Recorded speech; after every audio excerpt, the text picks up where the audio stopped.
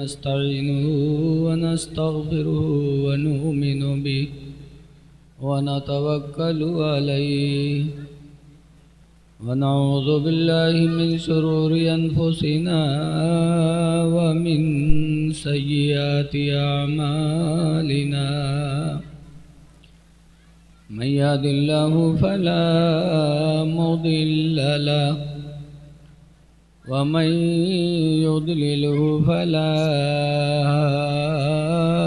هادي له ونشهد أن لا إله إلا الله وحده لا شريك له وأشهد أن سيدنا ومولانا محمدًا عبده ورسوله صلى الله تعالى عليه وسلم. أما بعد فأعوذ بالله من الشيطان الرجيم. بسم الله الرحمن الرحيم. ولا تموتن إلا وأنتم مسلمون. آمنت بالله صدق الله العلی العظیم. درود شریف پڑھ لیجئے. اللهم صل على سيدنا مولانا محمد معدن الجود والكرم منبع العلم والحكم وعلى آله وأصحابه وبارك وسلم صلاة وسلاما عليك يا سيدي يا رسول الله صلی اللہ تعالی علیہ وسلم. حضرات، کافی تعداد میں لوگ ہیں. جو ہمارے بھائی کھڑے ہیں 2-4-10 لوگ آ کے بیٹھ جاؤ. آپ کرسی بڑی سستی ہو گئی، ہر آدمی کے گھر میں کرسی ہے. اب کرسی پہ بیٹھنا بہت بڑی بات نہیں رہی.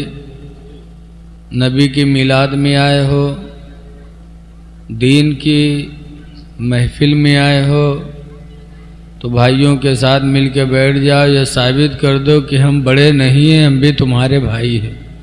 زندہ باد. اور انکساری سے اللہ عزت عطا فرماتا ہے. تو چلے آؤ تاکہ رونق بھی ہو جائے اور آپ کو بات سمجھنے میں بھی آسانی رہے. بہرحال جو مجھے کہنا ہے وہ تو میں کہوں گا ہی.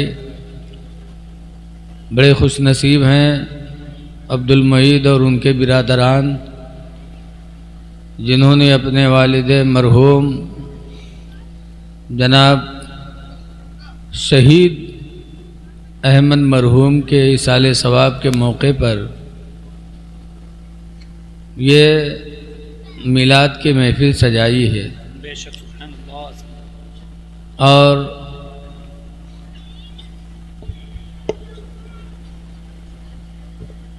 بہت بڑی درگاہ کے سجادہ نشین اور ایک بہت بڑے دارالعلوم کے سربراہ اعلیٰ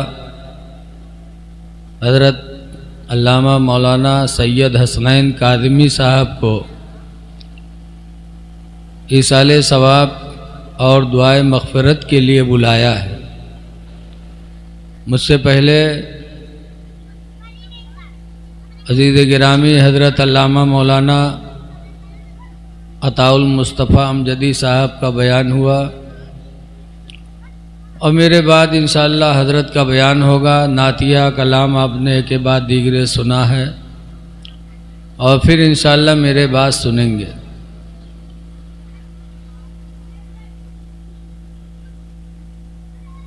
آج میں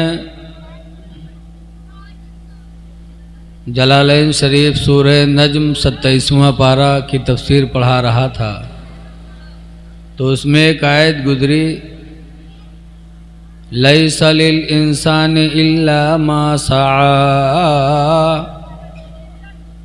کہ انسان کے لیے وہی ہے جو اس نے کمایا ہے.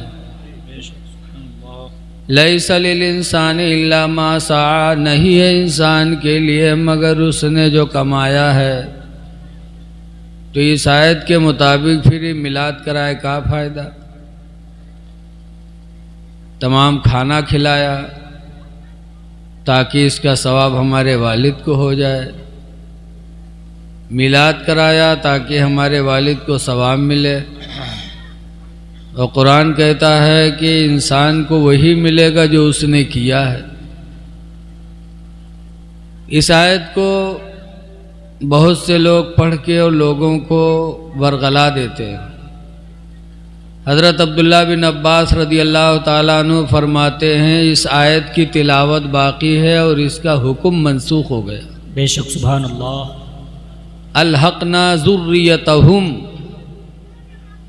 قرآن کی ایک آیت ہے، اسی آیت سے اس آیت کا حکم منسوخ ہو گیا کہ نہیں ہم انسان کے تابع ان کی اولادوں کو کریں گے اور دوسروں کی دعاؤں سے بھی ہم ان کے اعمال میں نیکیاں پیدا کریں گے۔ بے شک سبحان اللہ۔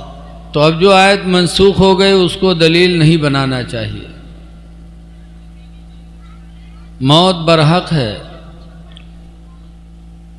اللہ تعالیٰ قرآن کریم میں فرماتا وَلَا تَمُوتُنَّ إِلَّا وَأَنْتُمْ مُسْلِمُونَ،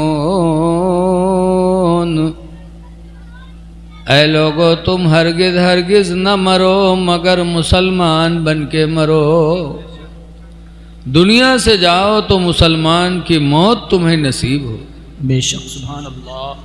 جانے کے بعد دیکھنے والے جانے کہ آج دنیا سے ایک مسلمان گیا ہے،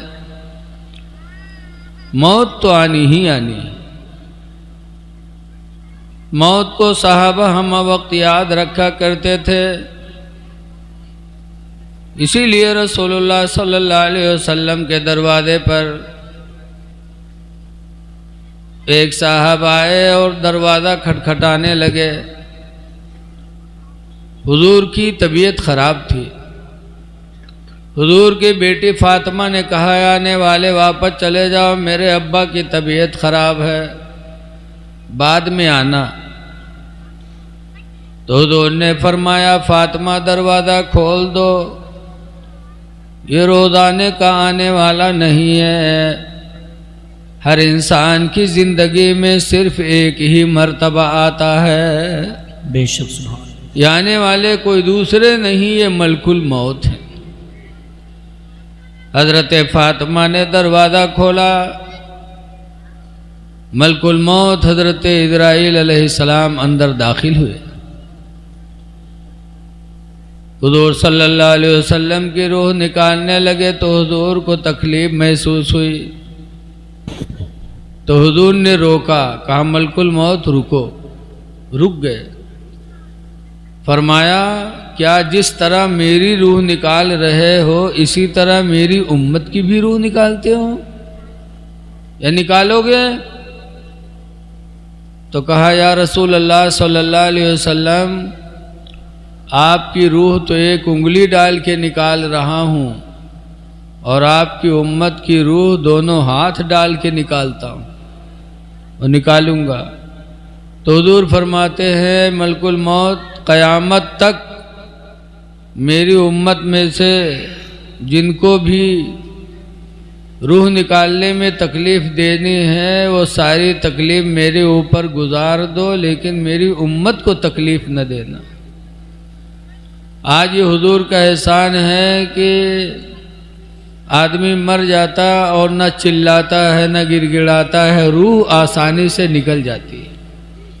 یہ حضور کا صدقہ ہے۔ ملک الموت آئے تو حضور کے دروازے پہ اجازت مانگی۔ اچھا بتاؤ آج ہمارے تمہارے ہم ملک الموت آتے ہیں تو کسی سے پوچھتے ہیں؟ نہیں پوچھتے۔ کیوں؟ نبی کا درجہ سب سے بلند ہے۔ اعلیٰ حضرت امام اہل سنت رضی اللہ تعالیٰ عنہ فرماتے ہیں کہ عرش حق ہے مسند رفعت رسول اللہ کی، زندہ باد۔ عرش حق ہے مسند رفعت رسول اللہ کی اور دیکھنی ہے حشر میں